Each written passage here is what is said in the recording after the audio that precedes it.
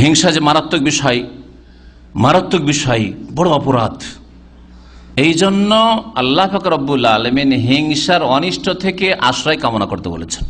দোয়া শিখিয়েছেন সূরা ফালাক, ছোট্ট একটি সূরা, যাতে করে যে কোনো সাধারণ মুসলিম মুখস্থ রাখতে পারে।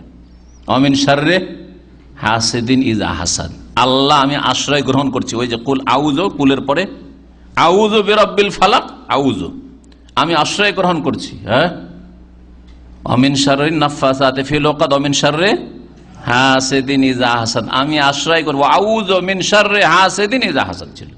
আল্লাহ আমি আশ্রয় নিচ্ছি, তোমার পানা চাইছি, তোমার আশ্রয় গ্রহণ করছি, আশ্রয় কামনা করছি। মিন শাররি হাসিদিন, হিংসুকের হিংসা থেকে, হিংসার অনিষ্ট থেকে।